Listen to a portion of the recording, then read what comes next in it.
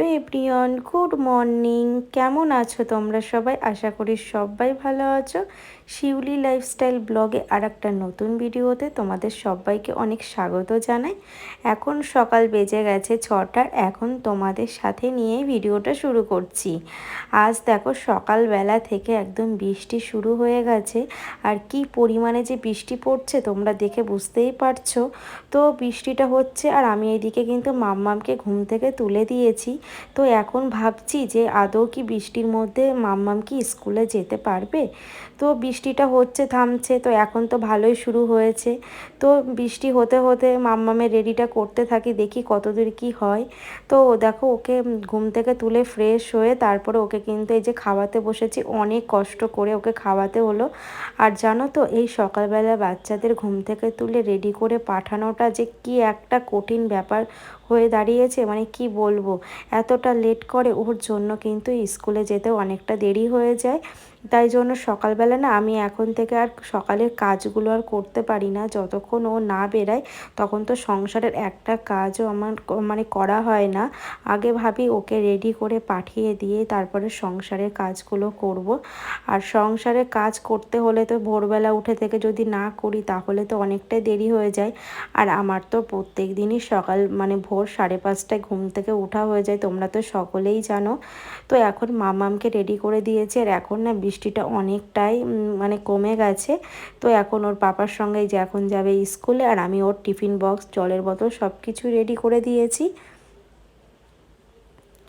তো ও বেরিয়ে গেল, তারপরে দেখো বিছনা তুলতে চলে আসলাম। আর আসলে মাম্মাম তো আগে উঠে যায়, আমি আর মাম্মাম দুজনেই উঠে যাই। আর হাজব্যান্ড একটু দেরি করে ঘুম থেকে ওঠে, তার জন্য কিন্তু বিছনাটা তুলতে দেরি হয়ে যায়। আর সকালবেলা ঘুম থেকে উঠে সংসারের কাজের সঙ্গে সঙ্গে যদি ঘরটা সুন্দরভাবে গুছিয়ে নেওয়া যায় বা বাসি বিছনাটাও তুলে নেওয়া যায়, কিন্তু অনেকটা কাজ দেখবে মনে হয় হয়েই গেছে। আর এইদিকে দেখো বিছনাটা আমি তুলে নিলাম, তুলে নিয়ে চলে আসলাম রান্নাঘরে। আর এদিকে দেখো ডিম সিদ্ধ বসিয়ে দিয়েছি, তো ইন্ডাকশানে হতে থাক। আর এদিকে আমি কিন্তু সবজিগুলো কেটে নেব। তো আমার ডিম সিদ্ধটা হয়ে গেছে, হয়ে গিয়ে এদিকে আমি ভাতটাও বসিয়ে দিলাম। আর হাজবেন্ডও কিন্তু বাড়িতে চলে এসেছে, তো ওকেও চা দিয়ে দিলাম। আর আমি কিন্তু সকালে যখন ফ্রেশ হয়েছিলাম তখনই কিন্তু গোপুসোনাকে তুলে ওকে খেতে দিতে দিয়েছিলাম, মানে সেবা দিয়েছিলাম। তো দেখো এদিকে ভাতটা বসিয়ে দিয়ে আমি এদিকে ডিমের ঝোল করব, তার জন্য যে সবজিগুলো কেটে নিচ্ছি। আর ভাবছি যে এখন কি কি করা যায়। তো এখন না যেহেতু রাতের বেলা মাম্মামকে একটু পড়ানোর ব্যস্ততার জন্য আমার কিন্তু রাতে বেশি একটা সবজি কেটে রাখা হয় না। তো যেদিন অনেকটা সবজি থাকে তো সেদিন ভাবি যে এবার কেটে নিলেই ভালো হয়। তো কালকে তো সেইভাবে কোনো সবজি ছিল না, তাই জন্য কিন্তু আর কিছুই কেটে রাখিনি। আর এখন দেখো এই যে সবজি কাটতে বসে গেছি। তো সকাল থেকে যদি প্ল্যান অনুযায়ী যদি সংসারের কাজগুলো গুছিয়ে নিয়ে করা যায়, দেখবে তাড়াতাড়ি করে কিন্তু খুব সহজেই কিন্তু কাজগুলো হয়ে যায়। আসলে আমাদের তো হাউসওয়াইফদের তো সংসারে অনেক চাপ থাকে। তো সকালবেলা তাড়াতাড়ি করে ঘুম থেকে উঠে যদি আমরা প্ল্যান অনুযায়ী পরপর কাজগুলো গুছিয়ে নিতে পারি, দেখবে স্মার্টলি কি সুন্দরভাবে তাড়াতাড়ি করেও কিন্তু হয়ে যায়, আর তাড়াহুড়োর কোনো ব্যাপারটা থাকে না।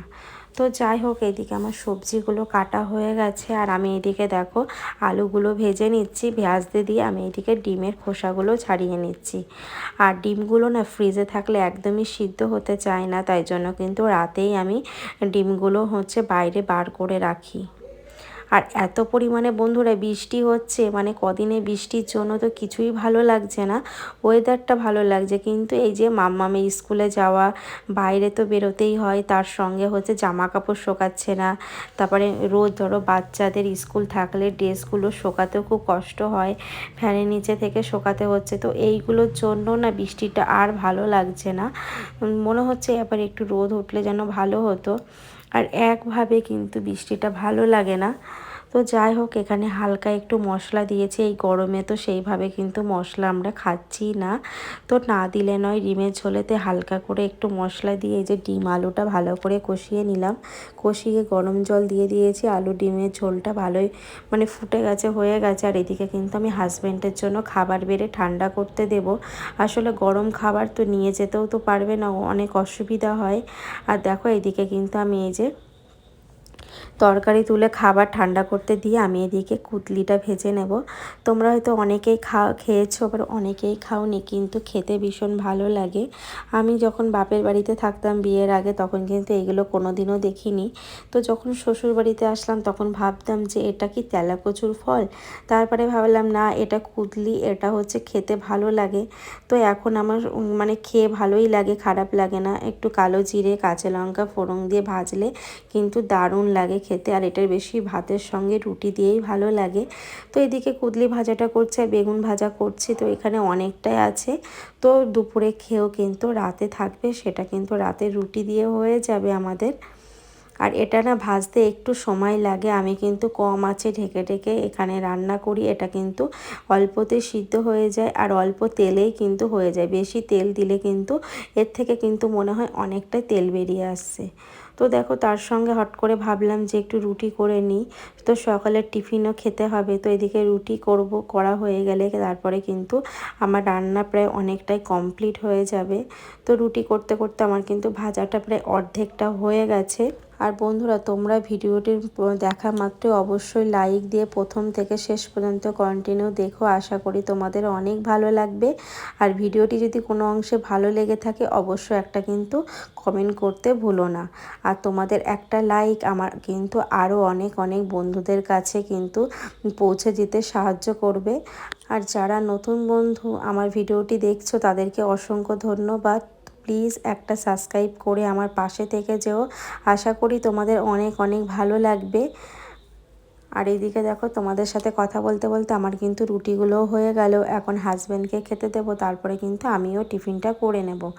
আসলে সকালবেলা করে না একদম টিফিন খাওয়া হয় না, 2-1 দিন তো এত ব্যস্ত হয়ে থাকি, কারণ ভাবি যে যতক্ষণ টিফিন করব ততক্ষণ কিন্তু আমার কাজগুলো হয়ে যাবে। তো আজকে কিন্তু আমার অনেকটা তাড়াতাড়ি কিন্তু কাজ হয়ে গেছে, তাই ভাবলাম যে এখন টিফিনটা করে নিই। তো টিফিনটা করে নিয়ে তারপরে চলে আসলাম এই যে রান্নাঘরে। এসে রান্নাঘরটা ভালো করে ক্লিন করে নিচ্ছি। আর যখন টিফিনটা করি না, একটু রিল্যাক্সভাবে ফ্যানের নিচে বসেই করি। আসলে এত পরিমাণে রান্নাঘরে গরম লাগে, ওই জন্য কিন্তু একটু ফ্যানের নিচে না বসলে ভালোও লাগে না। তো একটু মানে রুটি খেলাম, একটু রেস্ট নিয়ে তারপরে কিন্তু রান্নাঘরে আবার এই যে কাজ করতে শুরু করে দিলাম। তো পুরো রান্নাঘরটা ক্লিন করে চলে আসলাম। এই যে ঘর মুছতে, সমস্ত ঘর কমপ্লিট হয়ে গেছে মোছা। এখন ব্যালকনিটা মোছা হলেই আমার হয়ে যায়।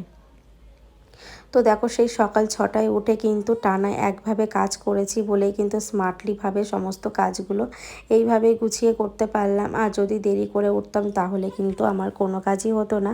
আর আমি সব সময় চেষ্টা করি যে মাম্মাম আসার আগে আমি কাজগুলো সেরে নেওয়ার। আসলে স্কুলে যতক্ষণ থাকে তখন দেখবে ততক্ষণ শান্তিতে অনেক কাজ হয়ে যায়, আর যখন বাড়িতে চলে আসে তখন আর কোনো কাজ হয় না, তখন তো বাচ্চাদের সঙ্গেই সময় কাটাতে হয়, তাই না? তো যাই হোক, মাম্মামকে নিয়ে আমি বাড়িতে চলে এসেছি। আর বাইরে ভীষণ গরম বন্ধুরা, এসে ফ্যানের নিচে বসে আছি আর একদমই ভালো লাগছে না গরমে। তো মাম্মাম এখন কিন্তু বাথরুমে, ওকে স্নানটা করিয়ে দেব, দিয়ে আমি কিন্তু একটু স্নান করে নেব, কারণ আমিও স্নান করিনি। আর বাইরে কিন্তু ভীষণ বৃষ্টি আবার শুরু হয়ে গেছে।